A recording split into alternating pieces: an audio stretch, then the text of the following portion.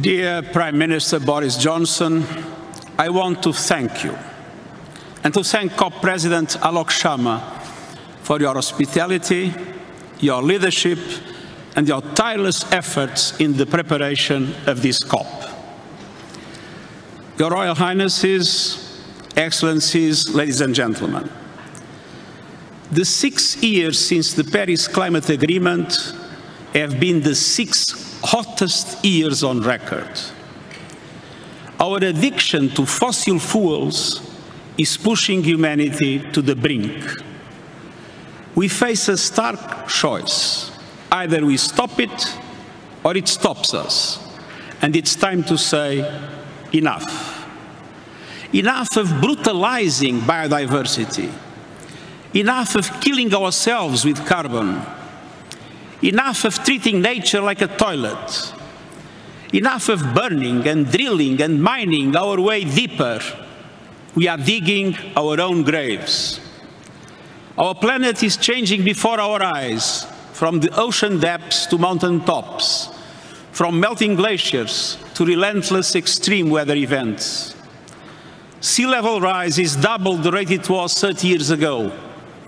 Oceans are hotter than ever and getting warmer faster. Parts of the Amazon rainforest now emit more carbon than they absorb.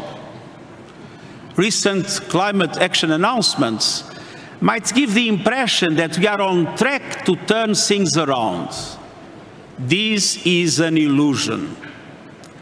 The last published report on national determined contributions showed that they would still condemn the world to a calamitous 2.7-degree increase.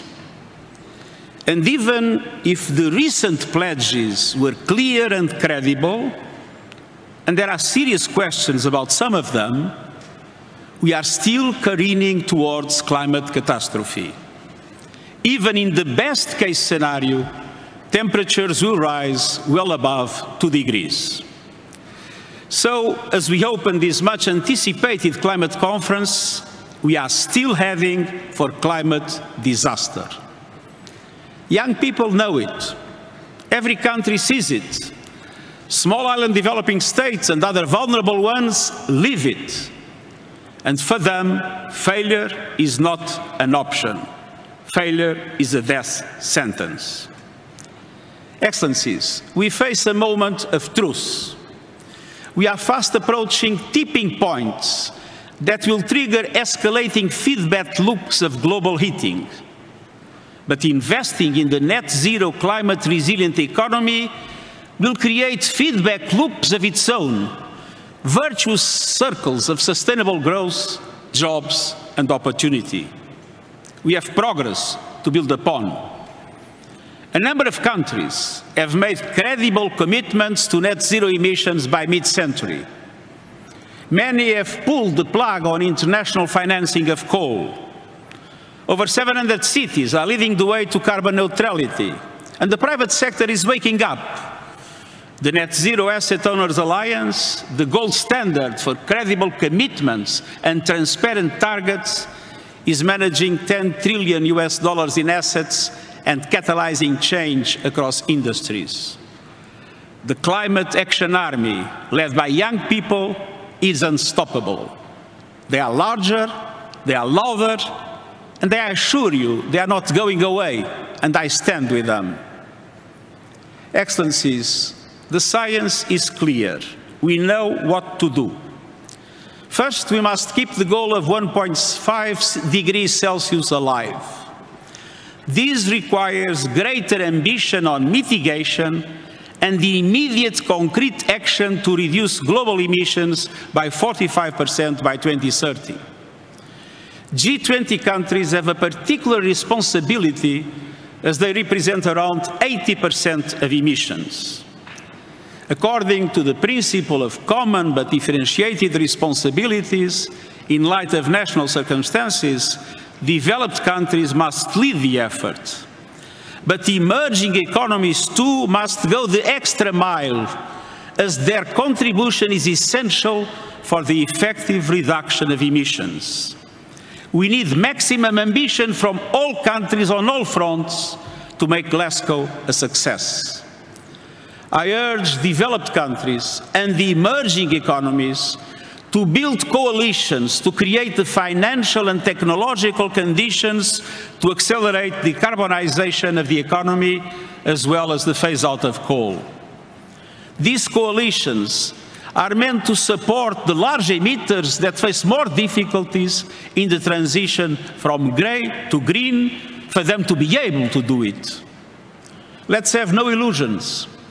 If commitments fall short by the end of this COP, countries must revisit their national climate plans and policies, not every 5 years, every year, every moment, until keeping to 1.5 degrees is assured, until subsidies to fossil fuels end, until there is a price on carbon, until coal is phased out.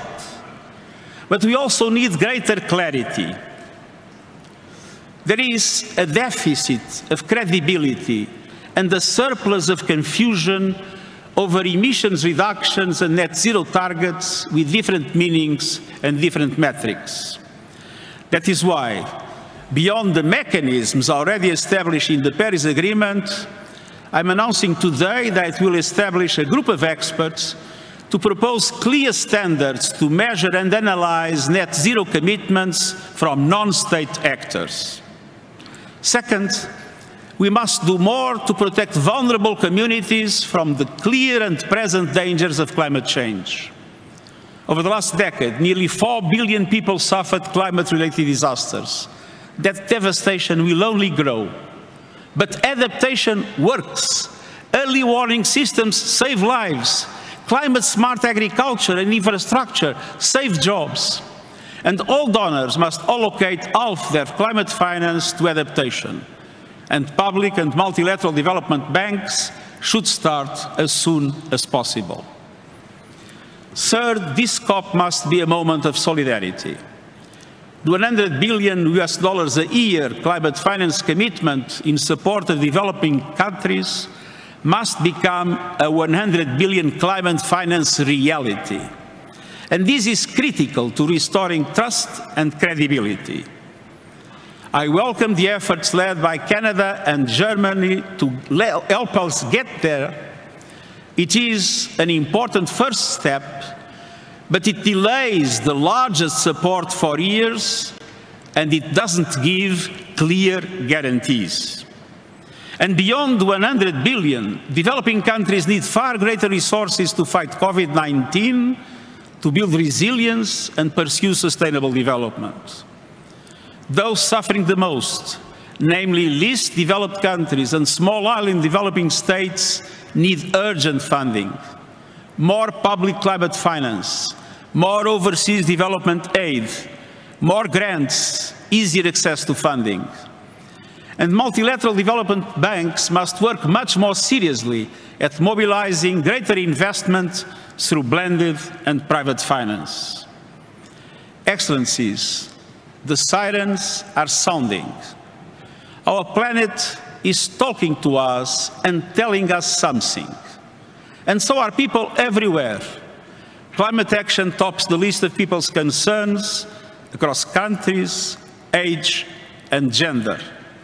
We must listen, and we must act, and we must choose wisely.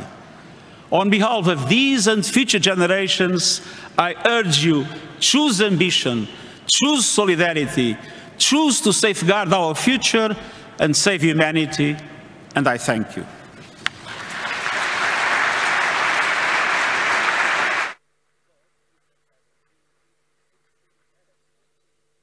There will now be a short film, a message from our planet to all of us, Earth to COP.